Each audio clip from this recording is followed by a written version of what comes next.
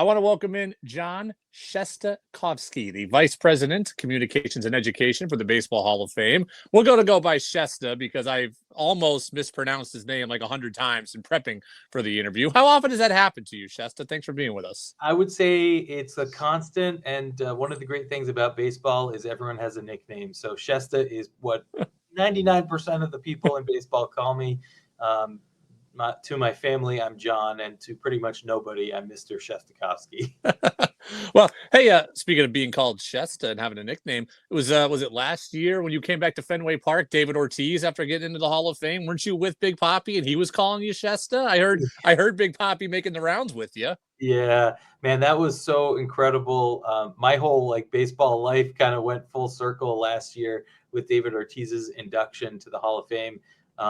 Starting back as a fan growing up in Boston in the 90s and then 2000s, and what he meant to the city and to the team. Then working with him for the Red Sox when I was there for about 10 years. And when I left, I just kind of thought, I'm heading to the Hall of Fame to work here. And I just figured it wouldn't be too long before David was following me there. And to have the chance to work with him through that process was really special for me. He as anyone who has watched the game knows that he has a huge personality.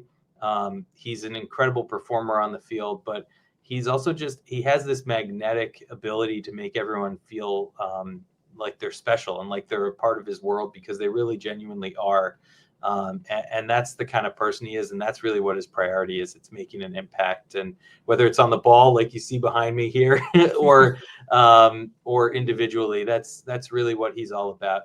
And my funny story with induction is that working with him for 6 months leading up to it, and he's kind of the guy. Like I said, I was always looking forward to, if it ever happened, being a part of his induction ceremony here in Cooperstown. And then I actually tested positive for COVID the days before, on the Friday of induction weekend.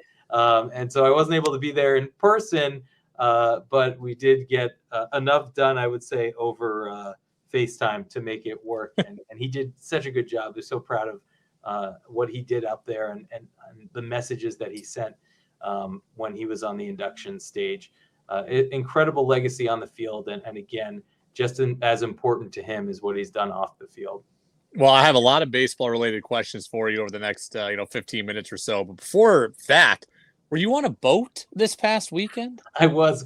Let me show you something right here. So we just came back from New York City, where this is the USS Cooperstown, was just commissioned and put into the Navy fleet officially on Saturday, May 6th.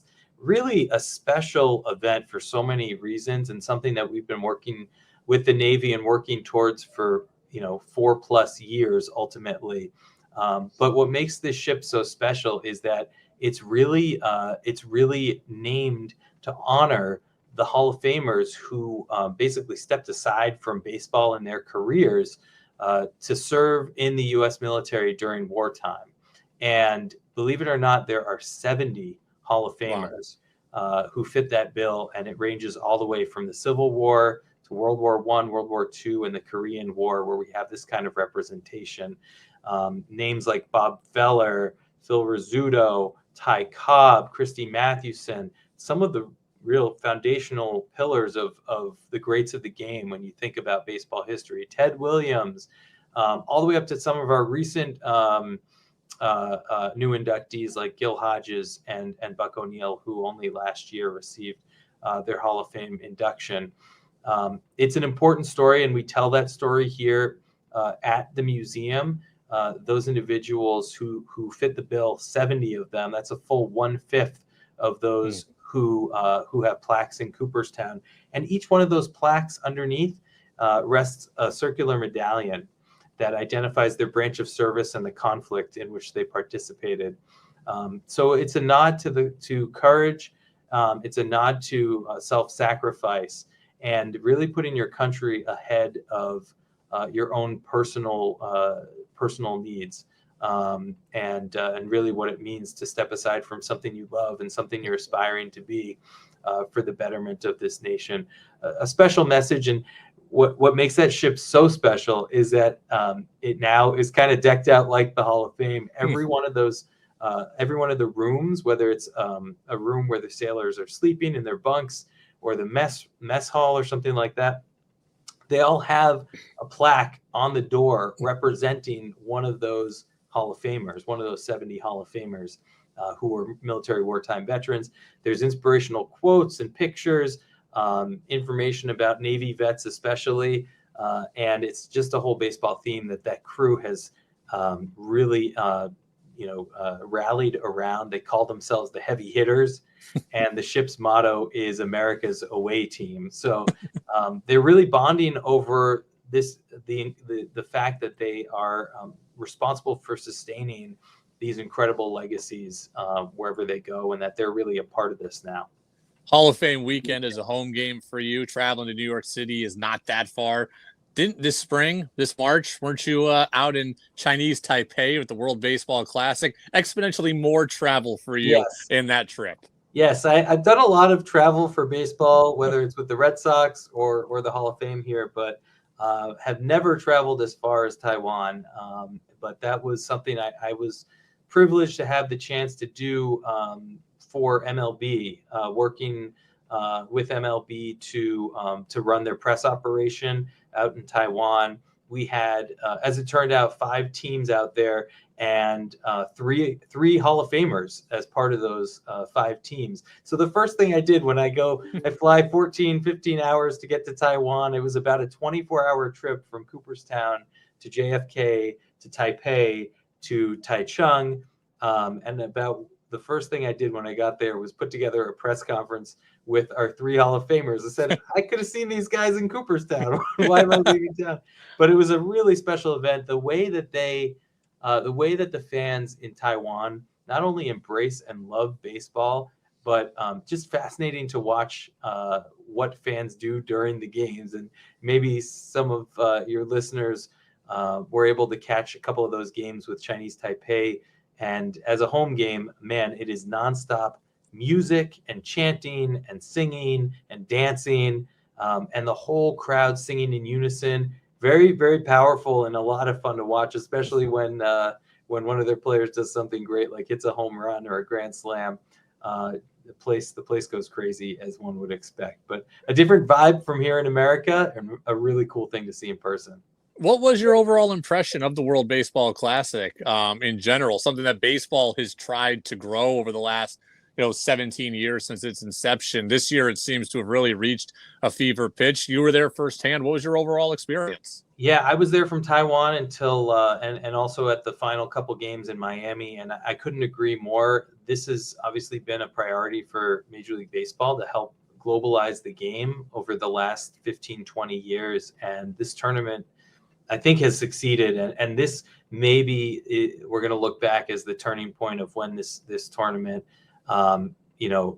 really started to make an impact. And I think what we saw this year is buy-in from 3 different groups. We saw more attention from players, and I think we always kind of saw international players, really want to participate. But to get buy-in from the fans here in the United States, I think Team USA's roster kind of is the starting point. And not to say that previous rosters weren't very good, but I think when you look at this year's roster, you start thinking some of these guys might end up here in Cooperstown, and it really kind of piqued the interest of fans in a different way, which gathered a lot more media attention. So you've got the players who are more interested, the fans who are more interested, the media that's covering it more. And then the way that it ended, you just couldn't have scripted it any better than Team Japan versus Team USA. Shohei Ohtani closing out the final game against Team USA. We kind of knew he was going to be ready to come in to pitch if we needed him, if Team Japan needed him, that he would be the closer. And as time went on, it looked like we'd see him. And as time went on, you kind of look at the lineup and where things are going. It looks like he's actually going to face Mike Trout. And then lo and behold, that ends up being, the final out of the series. It was two of the biggest names in baseball who are teammates, facing one another for kind of the ultimate showdown with all the marbles on the table. And Shohei strikes out Mike Trout. The incredible celebration ensues, and really, really a moment I think everyone will remember as a turning point for the World Baseball Classic.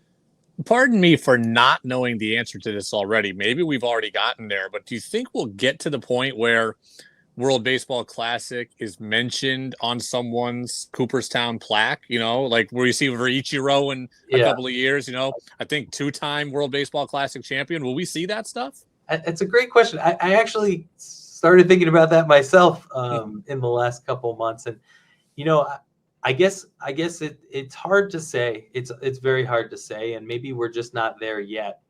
But it is really tough to fit an entire career in 80 words or so. Not to say that WBC isn't important, but yeah, it certainly could make its way onto a plaque at some point. But just being conscious of the fact that, man, there's a lot that doesn't make it on a plaque simply because there are only so many words. But what we do as a museum is try to tell all the stories of baseball, even those that won't fit on a plaque. And as you know, but maybe some of your listeners aren't aware, here at the Hall of Fame, we're much more than just the plaques on the wall. Not that that's not important. That is incredibly important and the heartbeat of our building here. Really, the spiritual home of baseball is the plaque gallery itself. But we also have 3 floors of exhibit spaces.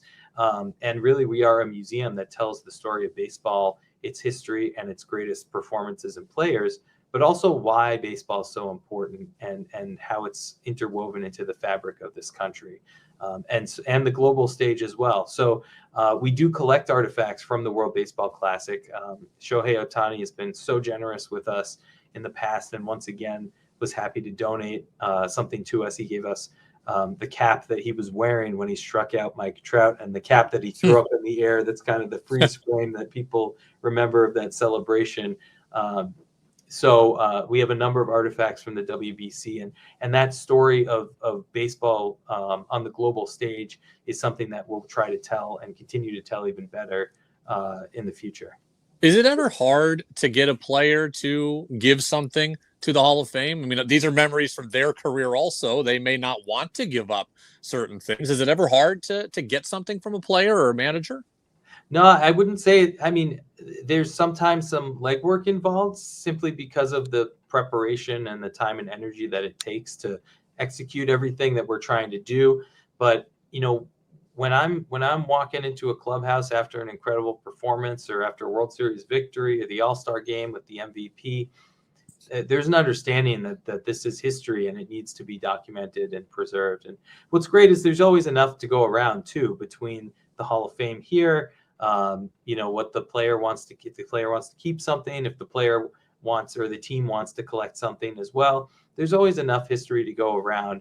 And we are just so appreciative of the relationships that we have in baseball and with MLB and with the teams themselves that allow us to collect this history. And as if anyone's ever hesitant, what we always say is, really, this is where the history is going to live forever. This is donating an artifact to the Hall of Fame means that it will be preserved as best as possible. And we say forever. I mean, we don't buy artifacts and we don't sell artifacts. So once we make that commitment, if someone makes that commitment to us that they're going to donate an important piece of history to the Hall of Fame, we make that commitment right back to them that it'll be here forever in as good condition as possible.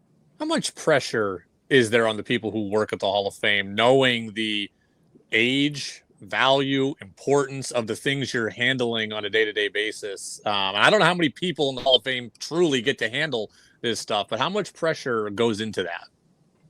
I mean, it's not unlike any other museum atmosphere, whether you're talking about, the Smithsonian. We kind of consider ourselves the Smithsonian of baseball. So we have the same level of museum professionals working here, whether it's in our exhibits and collections and cataloging, and our curatorial group. Everyone that works in the museum side to make this institution operate, we really do consider ourselves at that level and take the same care that we would that the Smithsonian would for any of their artifacts. That's what we do with the bats, balls, gloves, jerseys. You wouldn't believe the kind of care that goes into these pieces. It's funny. Sometimes we have ball players come back to Cooperstown. We're actually going to have this happen at the Hall of Fame Classic coming up in a few weeks. We're going to have a handful of guys come back to Cooperstown and be reunited with artifacts that they donated to us in the past. We'll carefully pull those out of our collection so they can take a look at them, but they're going to have to wear white gloves when they touch those, even if it's someone's bat, for example, that they gave us. No hands will ever touch these artifacts again. They're kept in climate controlled areas, humidity controlled, light controlled. A lot of time, energy, and effort goes into ensuring their protection. The Hall of Fame Classic is one of the coolest events I've ever been a part of. I coached junior college baseball for 2 seasons, and our team at Hudson Valley Community College got to work and serve as the bullpen catchers and BP throwers, I think. And so I was a bullpen catcher. So I've been playing catch with Steve Avery and JJ Putz and Dan Wheeler and Pedro Martinez over here. And I sat next to Hideki Matsui on a bus. And like the stories that I still tell now, 8 years removed or whatever, from the Hall of Fame Classic are some of my favorite stories. That's coming up Memorial Day weekend, and another great crew of former big leaguers is coming back. I love this event. Yeah, it's a really special event. It's kind of like the most feel-good baseball event you could bring your family to. It's just a ton of fun. The players, you recognize the players' names, from Rajay Davis to Brian Fuentes and Jeremy Guthrie and Ryan Lavarnway, James Loney, Terrence Long, Josh Reddick, Pokey Reese, all sorts of names of players who we remember seeing just a few years ago. Some real stars of the diamond come out here and play a real, just fun Legends game. These guys are just accessible, and there's a lot of heartwarming moments. A lot of these players, when they were in the major leagues, maybe they had a young family, but this is oftentimes the first time that they are able to suit up and really play the game in front of their young kids. So they make some really great memories. We see families and friends come together and just love the experience of being at Doubleday Field, the same place that Ted Williams, Babe Ruth, everyone from Hank Aaron to Ken Griffey Jr. played on this field, and there's a ton of history and just a ton of love for baseball at that event. Chess, I'll get you out of here on this. How often do artifacts and exhibits get changed out at the Hall of Fame? I'm sure there are things that are important enough to be there all the time, always on display. And I'm sure there are things that rotate every couple of weeks, every couple of months. What goes into the decision making as to what is out at what time? Yeah, it's a great question. We have over 40,000 artifacts in our collection. That's just the 3-dimensional bats, balls, gloves, shirts. And about 10% of that is on display at any one time. Wow. We do have a number of artifacts that change over time. Some of them, some of the exhibits change. We're actually working on a major institution-wide initiative to completely rethink the exhibit that we have about the history of Black baseball, and refocus it on the Black baseball experience. And so this is an update of an exhibit that has been in place for about 25 years. So in that case, obviously there will be new opportunities to change out artifacts. There are other times when we have specific cases where artifacts change over time. Here's some newer things, and as we acquire new artifacts, they go into a couple different locations, and then they might move throughout the museum. And when they come in, they might disperse something that was on display to another location or to collection. It's this massive puzzle that our curatorial and exhibits team works on with our collections team. And again, that's why we have some of the best and most experienced museum professionals in the world, let alone in baseball. Shesta, the Hall of Fame Classic is coming up this Saturday of Memorial Day weekend. I assume baseballhall.org is the first place to go in terms of getting tickets. Is there a more direct link that you want to direct people to? Yeah, baseballhall.org, and you can do /classic. It's going to be a ton of fun.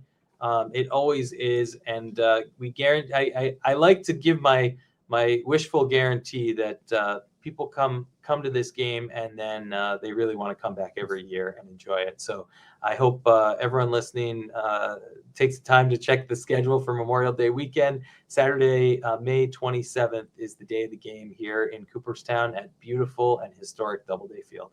Can't wait. I think I will be there myself, and I'm looking forward to it. So, Shesta, thank you very much. Look forward to seeing you. Take care, Brady.